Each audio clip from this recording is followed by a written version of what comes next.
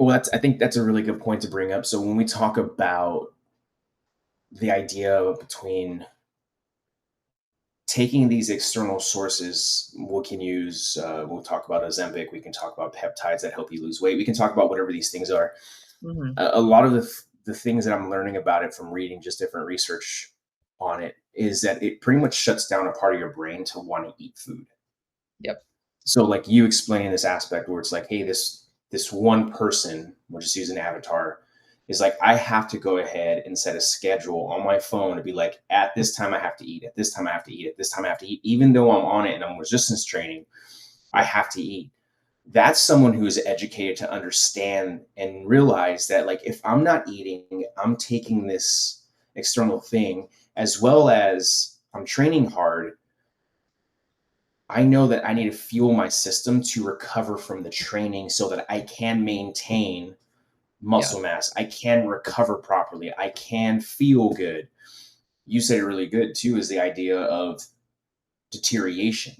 The Yeah. deterioration isn't happening because of the external medicine you're taking. The deterioration is happening from the overload of stress that you're putting on your body and then not fueling the system correctly. Yeah. But let's go ahead and have some compassion and empathy towards why individuals are taking these things.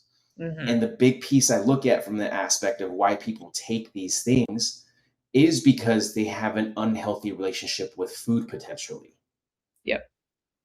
And I've had multiple conversations with lots of individuals about this. I mean, almost 6 7 years ago, I wrote an essay talking about emotional eating and logical eating and the difference between the two. And not to speak in absolutes or generalities, but when I go in and look at the aspect of food for us today in our society, we are very driven through emotionally based eating. It is a Hmm. comfort food. It makes us feel good. And that's what we go to go ahead and cope with certain stressors and traumas and whatever symptoms that dealing with from a mental standpoint. It makes us feel good. So we don't have the logical thought process to go ahead and eat the right foods that we need to. Now, that's one category. The other one is just lack of education, of knowing what logical eating is and logical nutrition is. I'm not trying to Hmm. create a new nutrition flow, but I'm just saying that's kind of what's happening. So, going back to the avatars where it's like, we use one avatar where he's like, yeah, I'm utilizing a peptide or an Ozempic or something that's going to help me, a GLP-1 that's going to help me lose weight. I'm also training, but I'm also realizing what this GLP-1 or peptide is going to do to me from a nervous system and neurological standpoint. It's not going to want me to eat. So I have to go ahead and set an alarm to eat. He understands it and is educated on it and is logically, naturally eating from that logical eating Hmm. standpoint. But a lot of people we do see who are losing muscle mass and are actually now having to have skin that I've seen this happen too, where individuals will go in and lose all this weight and then have to go get skin removal, Hmm. right? Because of the fact it's like, okay, yeah, we are training hard. We believe we're doing all the right things, but the biggest thing we're losing or we're missing is recreating a new relationship with food and learning Yeah. about food. Yeah. No, absolutely. I think like it, I don't know if I said this before we started recording, but also like I have no problem with any of these things, but it's exactly that. It's the education on how do you support it because we do things that support our training all the time, right? Are they different? We're just talking about supplements, right? And no one's saying don't do these things, but you need to know how to do it properly and go through somebody that understands that too. Yeah, and like I'll be completely honest with you from a standpoint about like what I view in this. Like if you're truly sick and you're truly like really having an issue of like having some type of issues with it, like and you're like, and if you're really and if you're doing all the fundamentals right and things are not happening, are changing, then there is some type of internal issues going on and we have to get a deeper look into that. Mhm. And maybe the GLP-1 or the peptide is the thing that's going to kickstart kind of that hormone support and recharge it to where like you come off of it afterwards and then all of a sudden everything's restarted again and you now know how to eat correctly. You're doing all these things or you've already been doing it. the issue I have is we're looking at it from this idea, like in the movie The Matrix, where it's like, here's the blue pill, here's the Yeah. red pill. Which one are you going to take? You take Mhm. the blue pill, this is one path. You take the red, this is one path. I look at the same exact way. It's like, okay, cool. I just took the red pill and now I've lost 40 pounds in a month. And from my headspace, it's like, well, where was the discipline and the hard work developed? Yeah. Yep. And like, was sleep, did we fix our sleep systems?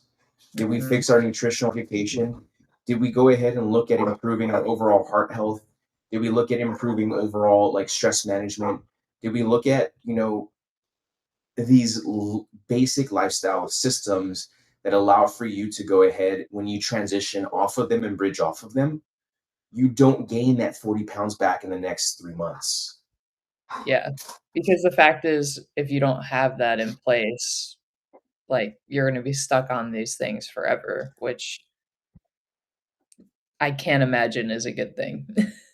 Well, let's just be honest, there isn't very much information on the effects of it from a long-term perspective because they're all so new, Yeah. Yep. Yeah. you know.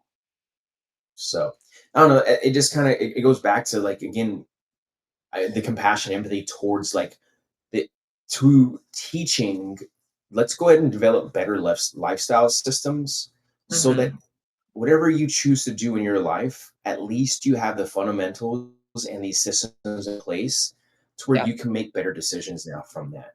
To where, Mhm. you know what, like I like the conversation I have quite a bit is like I'd rather take a year to 2 years to go ahead and work on all these things and to lose 100 pounds to where now that 100 pounds no longer comes back in the rest of your life Yeah. compared to taking and again, and some people will learn their fundamentals and their lifestyle systems that work best for them in their life, and they'll utilize this, come off of it, and not gain it back, and that's awesome.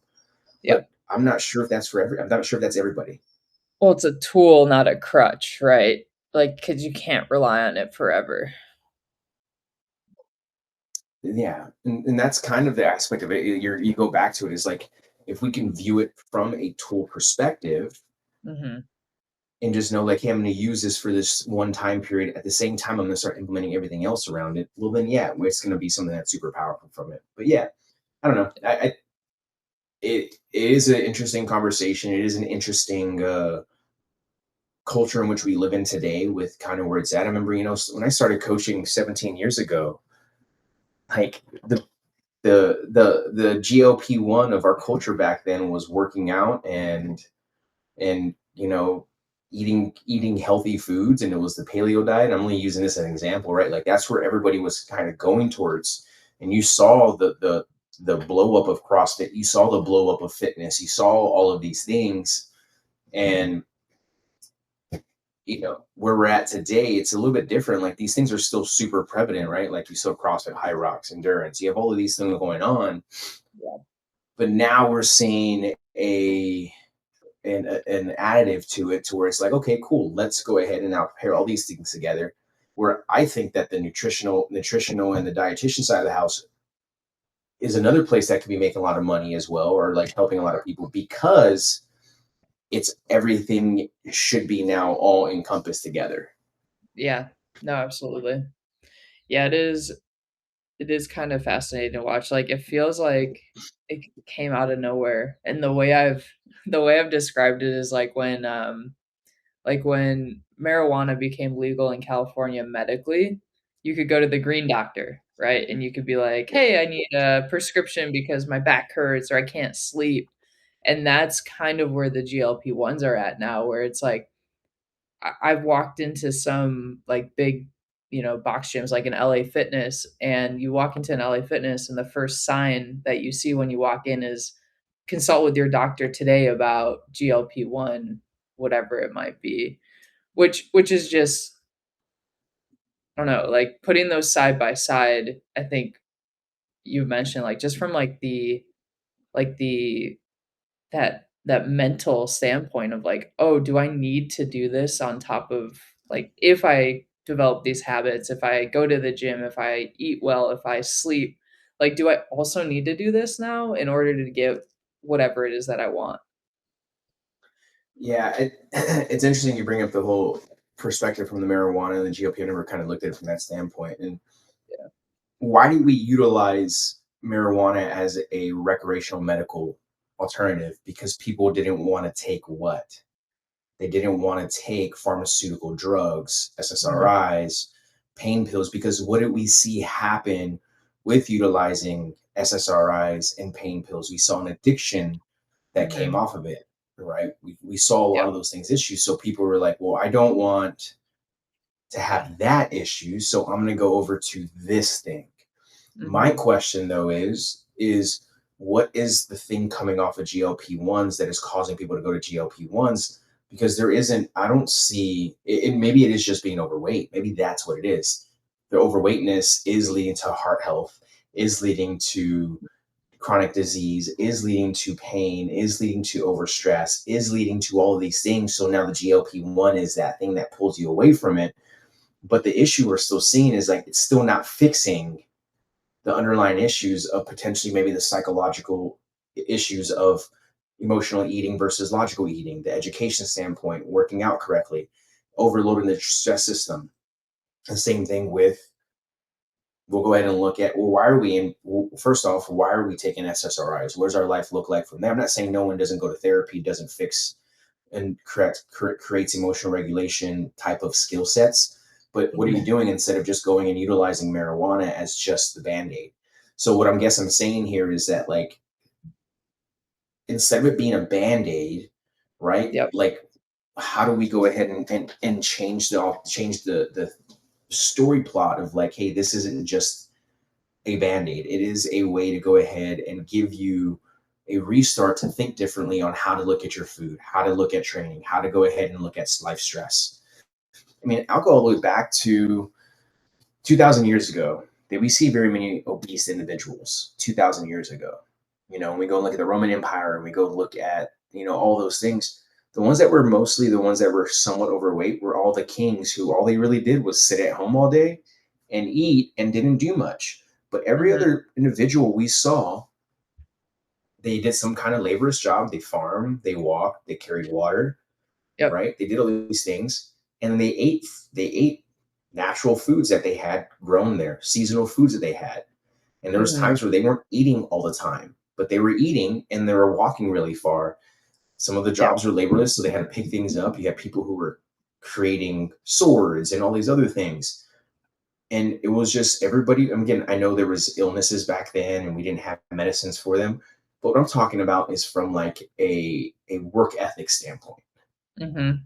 If you have a really good work ethic, from what I saw back then, there wasn't very much obesity to those individuals.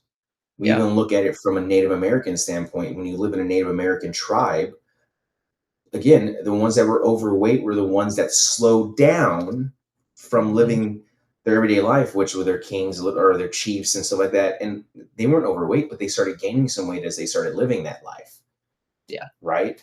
But everyone else before that, you had your warriors, you had your kids. It's just because how active they were. Yeah, I mean, it's like how we have to now instill and whether the number's right or wrong, but it's like, "Hey, get your 10,000 steps a day." Like, nobody had to think about that. Or, there's certain jobs, like, where you're not thinking about that, like, it is, like, what you do day to day. Like, it's not like, I don't wear my Garmin actually unless I'm running because I don't like having, like, that access to messages, but that's a different story. But it's like, when I did wear it for the first few weeks so it could kinda, like, regulate to what I was doing, it was like, "Hey, you reached your step goal of, like, 15,000 steps," because it adjusts based on how much you move, and you're just like, "Oh," like, it'll adjust to you, and I'm sure there's people where it's like, "Hey, the step goal," like, we give people the step goal of 10,000 steps, which sounds relatively simple for probably you and I and just, like, what we're doing day to day, but you actually have to, like, get to that point too, because there are like, I mean, there's days that I go 300 steps in the day and I'm like, "Oh, I didn't do anything today." But it's like that's a Right. continuous thing where it's like like we used to as a society not have to think about that, and now it's a piece of like, oh, this now has to become a habit because it's not something I'm doing regularly. Yeah. And what is 10,000 steps is 5 miles of walking? Is that correct? About, yeah. Yeah, right. And so that's the interesting part, right? It's like getting 5 miles of walking a day for most individuals today is actually really difficult. Mhm. And that number 10,000 steps actually also is a very daunting number to reach. 100%.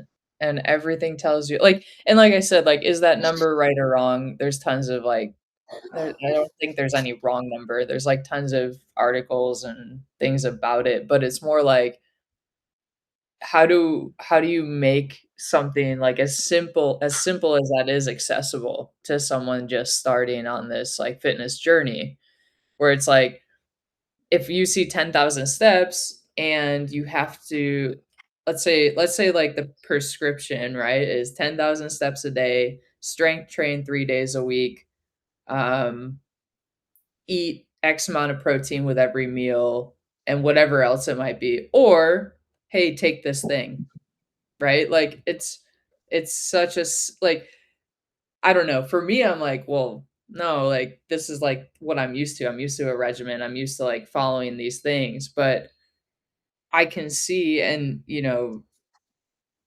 if you asked me this maybe 10 years ago, my answer might have been different. Like, could I, if there was a magic pill to take that would reset everything, would I do it? Yeah, And I've said yes yeah, before to that, where I was like, yeah, why wouldn't you? But it goes back to, like, building those habits and, like, how do you make this long list of things accessible? Like, what you've talked about is building yeah, the systems and not making it a freaking Cheesecake Factory menu, but, like, a prefix of, like, "Hey, let's start with these 3 things." Maybe it's 5,000 steps a day, it's strength train once a week, and go to bed at the same time every night. yeah, yeah. No, I think the big piece here, though, too, right, is like going back to this aspect of like when we talk about developing these types of systems in our life, it's not setting up these goals that are super out of reach. I Mhm. had a conversation with an athlete this week, prior military guy, um, fit individual, like, you know, lifestyle was a certain way. And then all of a sudden he got a new job and it's been busy for him lately. And then, he's like, man, I've just lost control of everything. And I was like, well, why? And he was like, I'm just not executing was the Mhm. word he used. And I was like, well, what do you mean you're not executing? He's like, I just keep losing the ability to actually implement the systems that I had in place before in this new season I'm in now to where I want to execute. And he actually ran into he caught rhabdo after having a big competition for 4 days in a row. He didn't Mm. hydrate properly. He didn't do anything that he was supposed to, even though he knows he didn't do Yep. it correctly. And we deal with that quite a bit, right? Everyone says they know, but it's like you're either going to execute or you're not going to execute. It's the same headspace. It's like, why am I still gaining weight, but I'm upset at myself for doing it? Well, it's because you're not executing. You know, you need to eat a higher protein diet. You need to walk more. You need to train a couple times a week. You know, you need to do that, as well as like once you change your mindset towards all of this, you will see things start to change because you've reframed it all instead of being the victim Mm. in that headspace.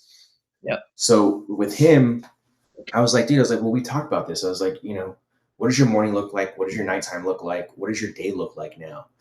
And we had to develop like an A day and a B day, just like we've done with you. To where like, Mhm. hey, if you have to be at work at 7:30 in the morning, well, that's your B day. If you don't have to be at work until 8:39, that is your A day.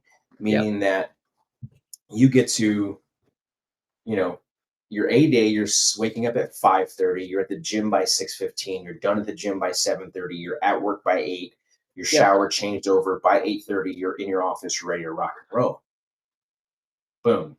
And he was like, okay, cool. I was like, on your B day, you're sleeping in till 6:30, 6:15, or whatever else. Or I'm sorry, yeah, 6 o'clock. going through your morning routine, your wake up systems, and then you're at the office by 7, ready to rock and roll by 7:30. Now Yep. everything moves forward. It's like the thing that doesn't change is your nighttime systems, meaning that your nighttime systems are all the same at nighttime. In the Mhm. military, from the special operations side of the house, we have this acronym called horse, saddle, and self. Yep. So when we get back, yeah, when we get back from missions, the horse is your rifle, is what we call it, right? That's your rifle. Your saddle is your gear, right? Which is like, okay, cool. It's the pack I use. It's all my gear that I put in it, make sure all that stuff, and then I worry about myself. So the system I was utilizing with him was like going back to that headspace. Hey, horse saddle self, meaning that like when you come back from your day of everything you've done throughout the day, and now you're home, you're not doing anything else. Your horse is your dog. Go take him for a walk. You know he Yep. needs to get out for a walk. Go take him for a walk. When you come back from taking your dog for a walk, now it's your saddle. Start getting your gear set up for the next day. Get out all of the dirty clothes that you have for that day, put it in the wash or the dryer, and then get all the stuff packed, get your food together, do whatever you do, put it in the refrigerator, you're ready to rock and roll. Once you're done with that, now you go to your self systems. Your self systems now are going to be your cold plunge that you want to do. It's going to be hanging out, talking with your roommates. It's going to be watching that TV show, playing guitar, whatever it is. Once you're done with that, you go into your sleep down protocol, which is our stop, prepare, and downshift before bed. I was like, and Mhm. you do it all over again. I was like, and on your A day, you know what time you go to bed. On your B day, you know what time you got to go to bed to get the sleep of hours in. And then we throw a nap in if you can during Mhm. lunchtime. If not, you're totally fine. We can talk all about it. Just like we Yeah. can talk about you need to eat more food when you are taking this peptide or taking this GLP-1 with your training on top of that. They're like, well, you want me to eat more food even though I'm taking an external source to go ahead and help me lose weight or do the thing. Like, well, yeah, because you still have to support the system that you're Mhm. utilizing from working out and doing that stuff. Now, it doesn't mean you go and eat 5 waffles and pancakes and a burrito every day. No, it's like, okay, cool. Let me go and look at lean. Let me go look at lean protein sources. Let me go look at whole food sources that we can eat. So we now change that ad space. We can talk all about it. We can talk all about these systems and implement it, but it comes down to execution. And that's the Yep. biggest piece here. It's like, do you have the discipline to execute doing the thing? Everyone's really good at executing the discipline and getting their training sessions done. Mhm. You're at fault for it. I'm at fault for it. Yep. We're all at fault for it. Yep. But we only train sometimes, depending on the type of athlete you are, individual, or you only train for anywhere between 30 to 60 minutes to maybe 90 minutes. Some people train for 3 hours a day. Maybe some train anywhere between 6 to 10 hours a week. Some individuals, depending on the type of sports, the endeavors they're doing, training between 8 to 12 to 15 hours a week. You Mhm. have to support that activity level. Yep. No matter if you're taking a peptide or a GLP-1 or you're not at all, you still have to support that from a recovery standpoint. And that comes to sleep, nutrition, hydration, managing nervous system, as well as your occupational stress and your lifestyle stress. Yeah. And you said something really good too. The other day, you're like, I'm really glad I'm back in a build and I'm back at home. I'm having some stability. And like, that was the biggest thing I asked you last week. I was like, hey, what was the theme that we saw with all of these individuals who were successful at Western states? Mhm. They had sustainability and stability. Yep. That's it, right? And I think that's kind of the big piece here. But to have that, you have to execute. Yeah. Yeah, and it's I like, a very small point here is, the name of the book is blanking on me, but it's, like, basically eating for endurance athletes, and you like, when you read the title, you're like, "Well, this is only for people that are doing, like, marathons or endurance endeavors," but they do a really good job when you read it of, like, tying it all back, and when you talk about, like, an elite athlete and all the things they're doing, right? We look at as a society, we only look at that training piece of it usually, and we're not looking at food, sleep, all of these other components. And what the book does is it says you should eat exactly like an elite athlete does because we just need to make minor adjustments based on like your training and capacity and everything else because everything they're doing works. And so it's like how do you make those adjustments to what it is that you're doing because it's all the same. Like if you want to perform better, then do it the way the people that perform really well do. Just adjust it to what you need. Um, and yeah, that's what popped in my head because it's like we put people on this pedestal of like, oh well, they're just really good at what they do, and it's like, no, they're very good at what they do because they do all of these other things well, and that goes for work and everything else too, right? It's not just physical. Like, it's if you have all of these components, all of these pillars that we talk about, like, it builds up to that being that better human overall. Yeah, no, that's a really good point. I think that's the difference between like execute again, going back to the word of execution and non-execution. Mhm. Um, when I developed Omni Athlete and when I started talking about this concept, of these lifestyle systems that I find to be super helpful. It's what helped me get back on track after I got back from Afghanistan in 2010, in December 2010. Mhm. And then right away I was back into an operational role of an instructor. And then from there, it was just instructor. So as an instructor for this reconnaissance schoolhouse for the Marine Corps, I'm rucking, I'm running, I'm swimming, doing all of the things that the students are doing, but I'm also teaching them how to do it. Mhm. And, you're very active. And I also found CrossFit while I was on deployment during that time period. So, like, I already had some strength training and there was some high intensity training. I was getting the blend of endurance training without realizing it was endurance training, right? Or labeling it. I was Yeah. doing the hybrid thing without labeling it a hybrid thing, right? Because it was just naturally what was part of my lifestyle, my job. But what I was lacking during that time period, one was sleep and one was nutrition. Um, Stress wise, I I would say stress was not really high. It was just what it was. You enjoy doing it. But the two big things from that I found was like my sleep was horrible. I mean, I'd stay up until 10, 11, 12 o'clock at night because we're getting ready for the next day for mission for planning or whatever else. Yep. And it's not all the time like that. Or you're out on patrols with students and you're up just as much as they are because you have to keep them awake and you have to do all this. So you're now working with that.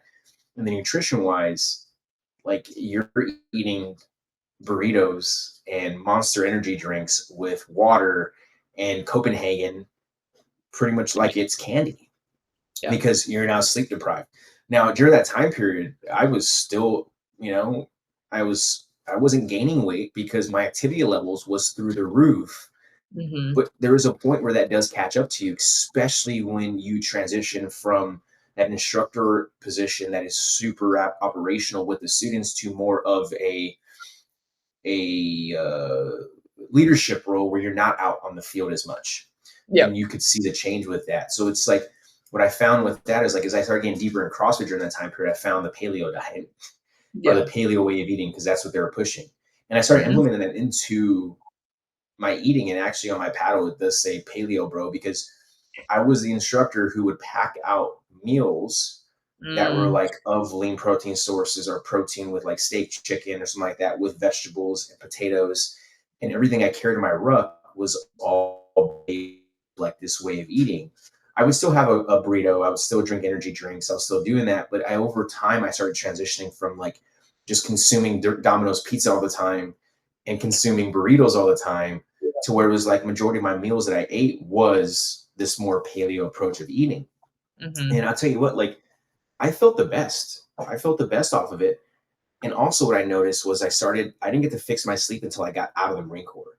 And I didn't Mm. realize how bad my sleep was until probably 2017.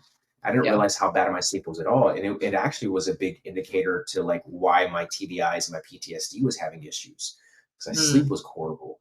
So my ability to handle stress outside of the military, I no longer have a constant paycheck. I'm now trying to make money. I'm trying to do all these things. Yep. I went from making, 4 or 5K a month in the military to now making $1,000 per month. And I didn't do a very good job of getting out and taking care of my disability. I didn't actually get that taken care of until probably like 7 years later. But Mhm. I realized like, oh, if I want to go ahead and clean up some of my headspace stuff, I need to sleep better. Which Yeah. then I started fixing my sleep, which then improved my resilience to handle stress. And something I'm telling my daughters right now is, you know, resilience and mental flexibility isn't about how well you can execute it when things are going well. It's about how well you can actually implement it when things are going awry, when you are overloaded, when you are stressed. Do you have the mental capacity and the awareness to implement your Mhm. flexibility mentally and resilience to handle that, to keep moving forward without losing it? Yeah. And we're all at fault of sometimes we don't, but we have to look at it from the standpoint is like, well, how do we set ourselves up for success? And like that's the real big reason why I developed these systems, especially going through my capstone, getting my sports psych degree, was like I saw the reason why my brain changed neurologically was because it fixed a lot of these things, Yeah. you know. Absolutely. Yeah, I mean, there's a lot to unpack with um, I don't know if we were talking about this. I'm sure we have. And I was thinking about it the other day when I was out on a run and just of like the idea of discipline, right? And I think especially like as athletes growing up, like if you played a sport at any point, discipline was, you show up, you get the work done, no excuses, like there's no question about it. Whereas now I'm trying to transition like the mindset of discipline to be more about like from a place of self-care and self-love rather than just being like hard about it and saying, no, I have to go get this training session in, or I have to do this, or I have to, eat this food. It's like, why am I doing this? Like the discipline isn't coming from a have to, it's more of a how am I supporting myself better? And just like that mindset shift around making it like from a more positive space so that it's not like falling back on like, oh, I have to do this again, or like I have to go for this run, right? It's like they always say like that I get to, and I don't even want to use that, but it's more like, no, I am doing this because it's something that I want to do and it supports me. And, like I'm eating this food not because I have to eat it, but it supports this. And then it makes me sleep better and all of these other things that domino down. Yeah, I actually like to use the wordplay of I have to, need to, and I get to. Yeah.